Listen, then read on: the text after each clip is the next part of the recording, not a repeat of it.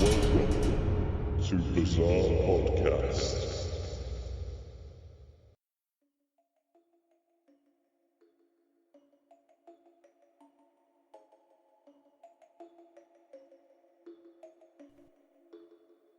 Britain is famous for many things, such as fish and chips, double-decker buses, Big Ben, red telephone boxes, and of course, the Great British Pub.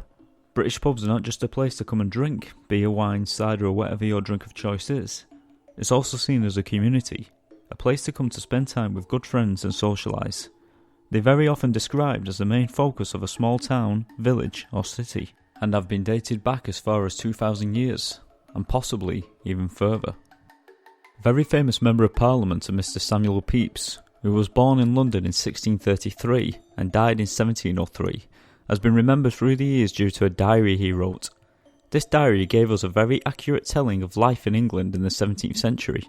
He wrote in his diary daily.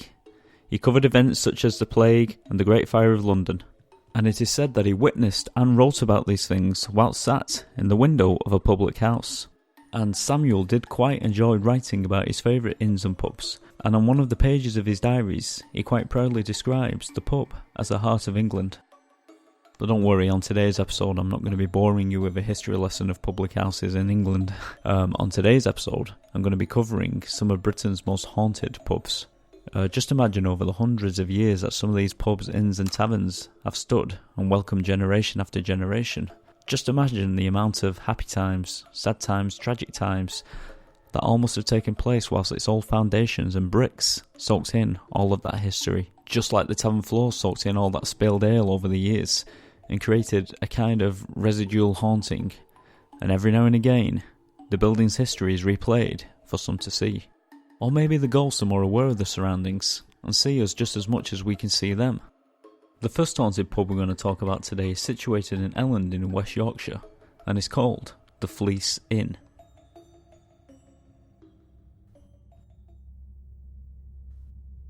If you ever find yourself in Elland, West Yorkshire, why don't you stop into the Fleece Inn for a nice quiet pint, and maybe, just maybe, you will meet one of the resident ghosts that linger there. Known as the most haunted pub in West Yorkshire, the Fleece has its fair share of creepy tales. This particular pub dates back to 1610, making it over 400 years old. It started its life as a farmstead called the Great House, and it is believed that earlier, long-forgotten dwellings may have existed. There is evidence that the pub was separated into 3 separate houses around 1745. A tenant of one of the houses, a Mr. George Reddyhoff, is said to have provided ale for 3,000 troops who were marching to intercept Bonnie Prince Charlie. In 1782, prior to its conversion to an inn, the building was used as a vicarage, and the tenant was named Mr. Reverend Horton. Now, it's been documented that the upstairs room was rented out to a religious group, or probably more accurate, more like a cult, called the Thumpers. The Thumpers believed in praising God by jumping up and down continuously. Yes, you heard me right, jumping up and down continuously. It is said that their relentless jumping caused the floor to shake so much that a chair in the room started to bounce around. And it is said that long after the religious cult departed, the chair still bounces around of its own accord from time to time, to this very day. And that's just a little of the pub's history, but now let's get into some of the pub's more violent, grisly past. Legend has it that late in the 19th century, a fight started between 2 men in Elland Town Centre on Market Day. One of the men ran, and the other gave chase, eventually catching up to him at the Fleece Inn, where the fight continued, and it wasn't long before one of the men met his end at the bottom of the staircase, murdered by the other man. His blood spilled out all over the steps of the inn, leaving a deep red blood stain that which no amount of cleaning and scrubbing could ever remove. And there the blood stain remained, becoming a main feature in the bar and a creepy conversation starter for many, many years, until it was destroyed by workmen during renovations in the 1980s. The Fleece Inn also has its very own ghostly phantom, whose activity mainly manifested in the barn situated behind the inn. The phantom takes the form of a ghostly headless horseman who wears a long, dirty duster coat. Legend has it that at midnight every night, the headless horseman would fly out of the barn, sending the barn doors flying open as the decapitated horse driver would furiously ride the ghostly horses, which are also said to be headless, past the inn and into town, creating a strong gust of ice-cold wind through the narrow streets. Or at least that's how the legend goes. In fact, it is said that whenever any of the locals feel a strong gust of icy wind go past them in town, they often comment, "There goes old Levery Coit," the name given to the Headless Horseman. So that's the local legends and the history covered, but what about the activity that has been felt in the pub in the most recent years? One landlady recalls placing 2 rows of champagne bottles on a shelf behind the bar and then retired to bed. The next day she discovered 2 of the champagne bottles smashed on the opposite side of the room. The strange thing is, the bottles that had fallen and smashed were placed behind the first row of bottles that still stood on the shelf, untouched. The pub also has a function room that staff have stated on many occasions to be icy cold, even though the heating is on, and the staff believe that this is down to the presence of a particularly unpleasant ghost who they have named the Grumpy Old Man. Now, the ghost of the man is described as being a little bit mean-spirited, pardon the pun. He is said to shove and push people around whenever they enter the function room. The landlady herself has actually gone as far as to name the ghost Harold, and she often describes him as being cantankerous. Harold likes to make his presence known by pushing members of the bar staff. He's also been known to launch objects such as chairs towards people who he decides to take a dislike to. He's also been told to throw the occasional glass of wine or beer. And sadly, there is also said to be a ghost of a little girl that haunts the rooms of the pub. Now, the ghost of the little girl, who the landlady has affectionately named Eleanor, has been seen all around the pub. And let's say if the pub has a wedding or a birthday party, she's often been seen playing with the balloons.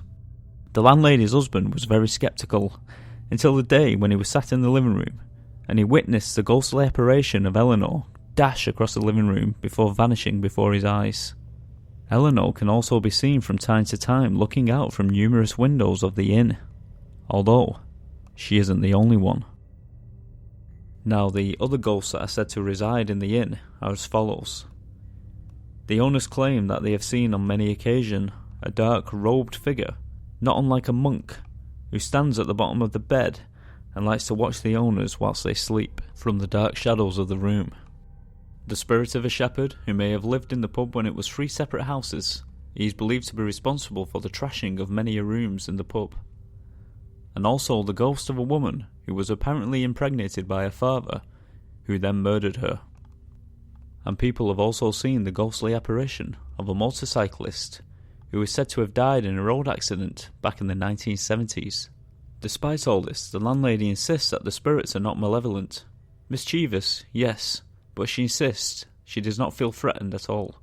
The bar gets many tourists visiting year after year in hopes of seeing something otherworldly. And to say that the pub is lively is an understatement. For even in the dead of night when the bar is closed, the sound of ghostly voices and clinks of glasses can be heard, whilst the owners are both tucked up in bed. It would seem that the Fleece Inn is always open.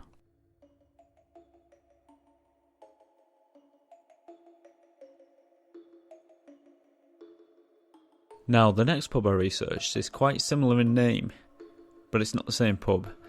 This pub is called the Golden Fleece Inn, and it is based in Yorkshire. Now, on a personal note, before I start, I want to say that York is one of my all-time favourite places. The town is beautiful. You almost feel like you've stepped back in time with its narrow and old-fashioned medieval streets that weave in and out like a maze. My wife and I actually like to get away for the occasional weekend to York whenever we can. It's basically a walled city which holds a treasure trove of historical attractions, including the York Minster, which is a large cathedral. Every time I return, I always find something new I hadn't seen before. Now, I remember on one occasion, on our last visit, my wife and I had just finished a meal and a few glasses of wine, and we decided to go for a walk around the medieval streets. It was dark, and the street lamps lit up the buildings, which gave an oddly eerie but beautiful atmosphere. Anyway, as we walked, I noticed a ghost tour taking place, hosted by a man in a top hat, with a cane, taking a large group of people around the city to numerous locations that are supposed to be haunted. I wanted to join them, but my wife is a bit of a scaredy cat when it comes to the supernatural stuff, so I actually didn't get to see any of it, but maybe next time, on our next trip, I can persuade her to take the tour around with me. Anyway, but the point I'm trying to make is that the city is overflowing with tales of ghosts and spooky goings on, and I'm almost positive that the tour will no doubt stop off at the Golden Fleece Inn, which is the next pub on our list.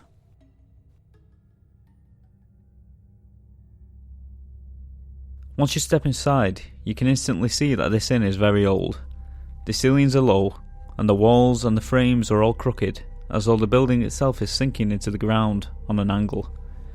The building seems to hold its own mysteries. Example, in the year 2000 a bathroom was discovered, hidden behind a wall that was not on the building's plans dating back from the last 200 years.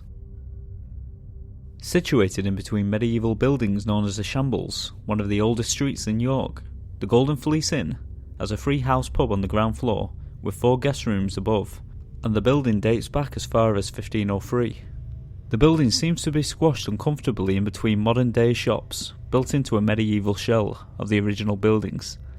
Now, there are many spirits that are said to dwell in the Fleece, but the ghost talked about the most is the ghost of Lady Alice Peckett, who was the wife of John Peckett, who was the mayor of York and the owner of the pub in the 1700s. According to local history, Lady Alice Peckett loved her home and very seldom left it. In fact, it would seem even in death, Lady Alice Peckett still roams around the Golden Fleece Inn and has been seen on many occasions. It is said that she can be seen roaming the halls of the inn and climbing or descending the staircase in the early hours of the night. And she has also been known from time to time to move furniture around if she isn't happy with where it has been placed in what she still believes to be her home. But she's not the only ghost that haunts the pub. There's also the spirit of a Canadian airman, who is believed to have met his end when he fell from the top window of the inn and died after breaking his neck. Ever since, the ghost of the airman has been seen on the upper levels of the pub, and he is also said to haunt his room from which he fell. There have also been other stories of customers and staff who have complained that many times they have felt the distinct feeling of a tightening around their throat. This in itself is terrifying, but when you also consider that a past owner of the pub hung himself in the bar area where these feelings have been felt, just takes it to a whole new level. And there have been actual pictures taken of a dark, shadowy figure standing behind the bar who many believe is the ghost of the barman who hung himself.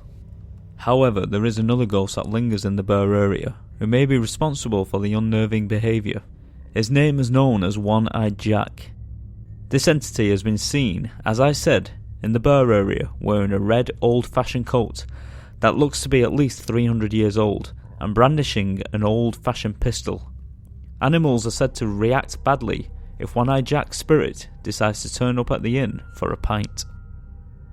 On some occasions, Jack is joined in the bar area by an unnamed gentleman spirit who is described as a grumpy old man, a little bit like the last pub we discussed. They had a grumpy old man too. Now, this grumpy old man can be seen sat at the bar, often scowling at people with an intense, angry stare. But if you approach the grumpy-looking man, he will verbally attack you with undesirable words, then simply vanish before your eyes. But as he leaves, he also likes to leave behind a very unpleasant, dark, uneasy feeling. Now, just as the last pub we mentioned had a child haunting the building, it would also seem that the Golden Fleece Inn also has a young child haunting it. There are also stories of the ghost of a little boy who is frequently seen in the top bar area. And unfortunately, his story, as short as it is quite a tragic one. He is said to have been trampled by horses right outside the inn. And lastly, Roman soldiers have also been seen, but they've not been seen in the bar area. Instead, they have been seen in the inn's basement, sometimes marching through. And actually, I remember as a child reading quite a few books on hauntings and ghost stories, and the Roman soldier apparitions have actually shown up quite a few times in a lot of documented cases. A lot of the times, people are unable to see the bottom of the legs, which says to me maybe it's a residue haunting. I mean that maybe it's a recording in time, as we mentioned before. Maybe somehow, maybe the stones or the bricks on the route of the Roman soldiers may have soaked up all this energy and created some kind of residual haunting, some kind of like a recording that replays itself from time to time. I don't know, that's just one of my theories. I don't know, what do you think? Let me know.